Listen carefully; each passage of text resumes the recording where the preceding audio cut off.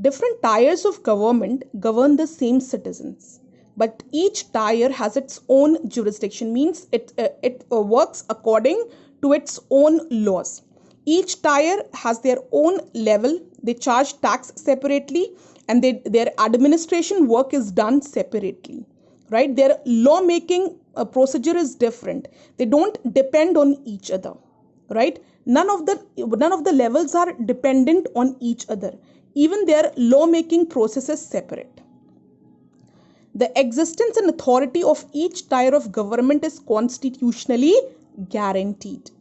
The fundamental provisions of the constitution cannot be unilaterally changed by one level of government. Now, if we have to bring any changes in the constitution, then all the levels, both the levels, mainly particularly your state and central government, should agree. If we have to bring out any change in the constitution, central and state both should give a nod. So the fundamental provisions of the constitution cannot be unilaterally changed by one level of government.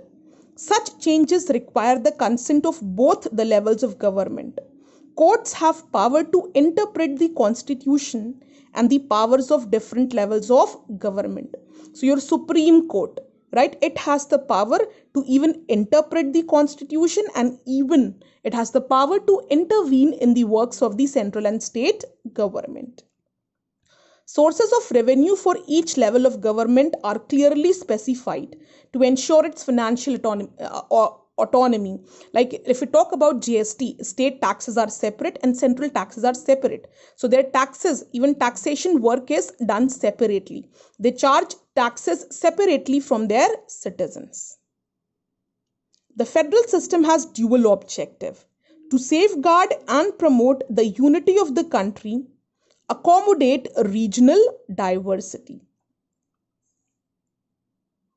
So this was the homework which I have given. Now, different routes through which federations can be formed. Two aspects are crucial for the institution and practice of federalism. And you mean, in other words, you can say that federalism, it depends on two pillars. What are these two pillars? Mutual trust between the government of different levels and agreement to live together, right? Your concept of federalism is based on these two pillars. There are two kinds of routes through which federations have been formed. Means there are two kinds of federations: coming together and holding together.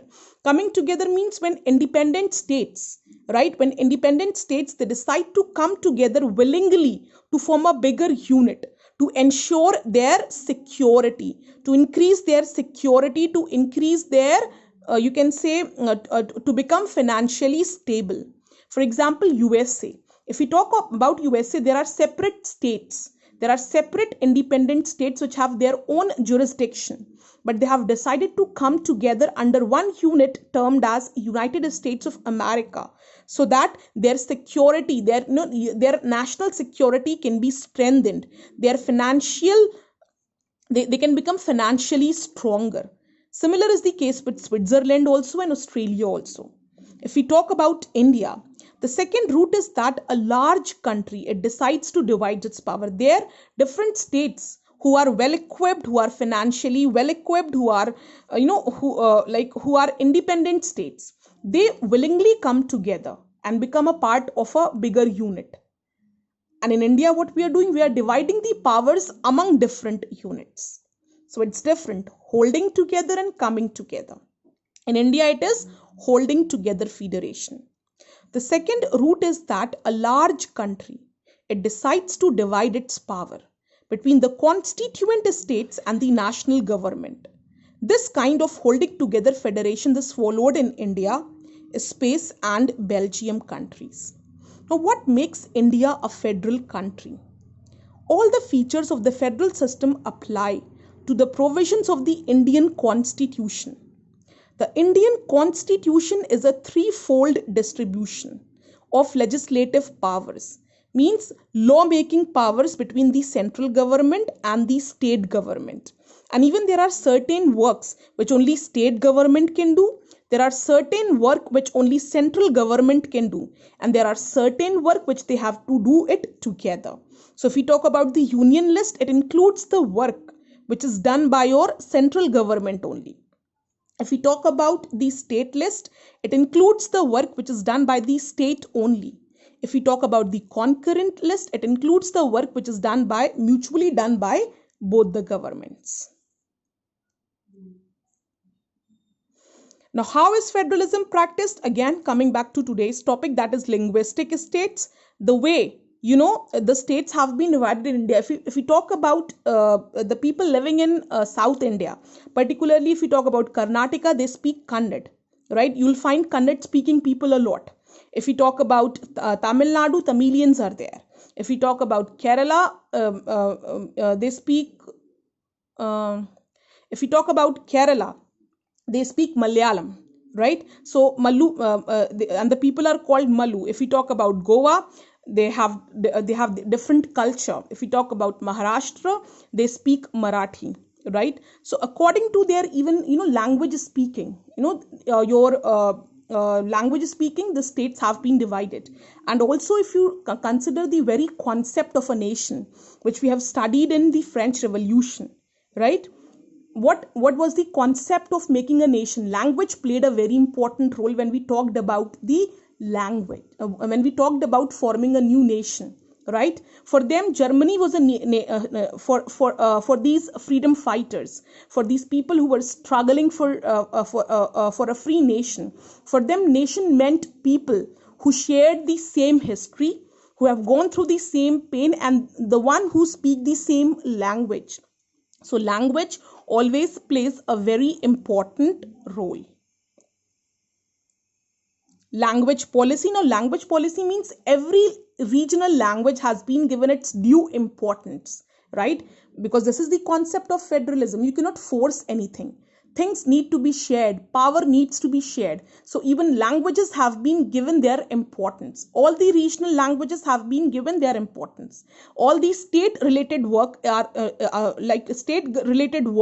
are done in the official language of the state only, right? You cannot force anyone. There is no forcing ki, come on, use Hindi only as the official language. There are 21 languages which have been even given recognition by our constitution to avoid any kind of conflicts, right? So you can do your official work in your regional language as well. Now, if we talk about central state relations, restructuring the central state relations is one more way in which federalism has been strengthened in practice. If no single party gets a clear majority, what you can do is, instead of holding the election once again, or going for a different kind of result, what our constitution has said, it's possible for you to form an alliance. You can form alliance with the regional parties. You can you can share your powers with the regional parties and come out together as the majority running party. So restructuring the central state relations is one more way in which federalism has been strengthened in practice. If no single party gets a clear majority in the Lok Sabha, the major national parties can alliance with many parties, including several regional parties, to form a government at the center. Means coalition is allowed. You can form your coalition with the regional parties, sharing your power with them. Your constitution has allowed you to do so. This led to a new culture of power sharing and respect for the autonomy of state governments. So this is how federalism is practiced in India. Beside Hindi, we have included 21 other languages as well, right? We have even given option of forming a coalition government. This is how federalism is practiced in India. Okay, apart from Hindi, there are 21 other languages which have been recognized by our constitution, right? And there are even states, right, which have been formed of the people who spoke the same language. We have not forced anyone. There are states existing in India who are formed on the basis of the language, the kind of people, on the basis of the language the people of that state speak.